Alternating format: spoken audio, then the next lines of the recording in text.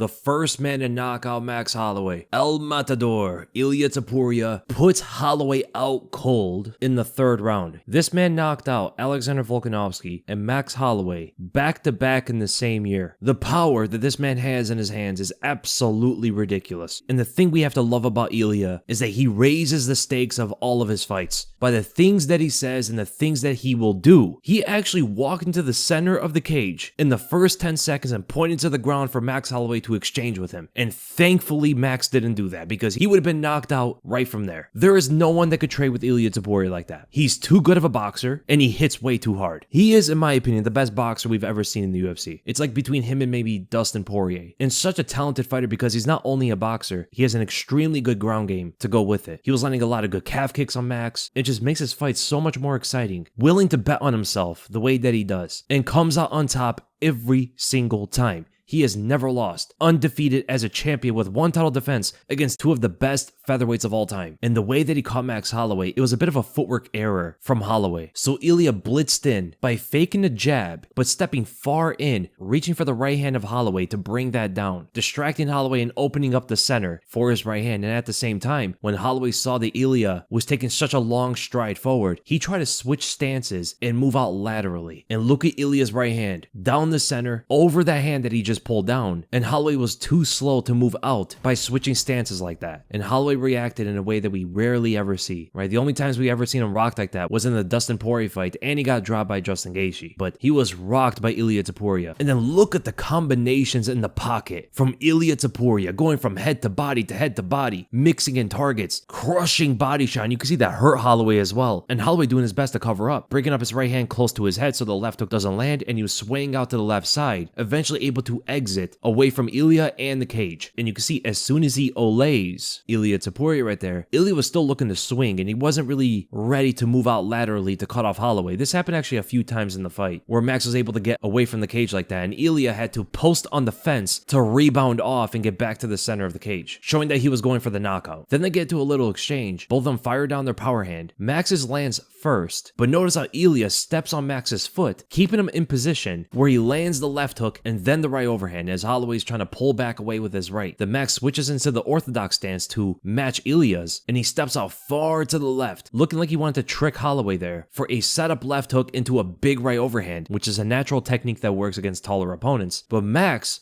counters him with a knee to the body, kind of hits the belt line. But that was a mistake for Max Holloway going for a knee like that because he tries to disengage away from Ilia, trying to get the far range, so he extends both of his arms forward to push off of Ilia, but that opens up his chin. Defenseless, and Ilia lands a perfect left hook across the jaw. I mean, look at that shot, man. You don't get a more perfect left hook than that. And that drops Holloway for the finishing ground and pound, which it looks like it knocked him out. And I feel for Max, man. You never want to see him get knocked out like that. But with the way that he fights, he takes so much damage. He's been hit more than any other fighter in UFC history. It's the way that Max fights, you know, and it's the reason why he puts on such exciting fights for the fans, is that he does put himself in the fire, exchanging with opponents sometimes, or even opening up his chin to get hit. But up until now, no one's ever been able to knock him out. And Ilia Topuria is one of the most exciting champions we've ever had in the UFC. He raises the stakes of all of his fights. He's a knockout artist. He's great on the ground. He always delivers in what he says every single time. And he's becoming a star in front of our eyes. The guy isn't even 30 years old yet. And he has all of these Spanish celebrities coming out to watch him fight and everything. It's insane. Ilia Topuria has to fight in Spain next. It is probably going to be such a crazy spectacle for Ilia to headline a stadium in Spain against Alexander Volkanovski for the rematch. And honestly, I do not want to see Volkanovski fight him. He is probably going to get knocked out even worse than last time because Ilia is only getting better and Volk is only getting older. I think Ilia's going to knock him out. I think he also beats Diego Lopez. I don't see any featherweight beating Ilia Topuria. I think when Ilia loses is when he goes up to lightweight and fights like Islam Makhachev or something. And when we talk about pound for pound, I think Islam is still number one, but I think Ilia is number two. Pound for pound, when you look at their skills, who else is better than Ilia besides Islam? No one. Alex Pereira, yeah, he has title defenses and stuff, but he's not fighting guys like Max Holloway and Volkanovski. He's fighting Jamal Hill and Yuri Prohaska and stuff. And, you know, Adesanya, fine, but I don't view Adesanya as good of a fighter as someone like Volk or Holloway. And skills for skills, Topuria is way more well-rounded than Alex Pereira. So, in my opinion, Islam is the number one pound for pound fighter, then Ilia Topuria is number two, then you could have maybe Alex at number three if you want, or John Jones, whoever it is. But all I care about, the top two, Islam and Ilia. They're the two best fighters in the UFC. Hands down. Wow, what a crazy fight that was. Max was doing so well too. It was a very competitive fight, but the new generation, they usually win. And the next generation after Ilia, they're probably going to beat him too. That's just how the game goes. Unless he is like a GSP figure, or he's like I guess a John Jones figure. They're the only two champions that have beaten the next generation, although both of those wins were controversial decisions. We have yet to have a champion defeat 3 generations of fighters convincingly. They beat the older generation and the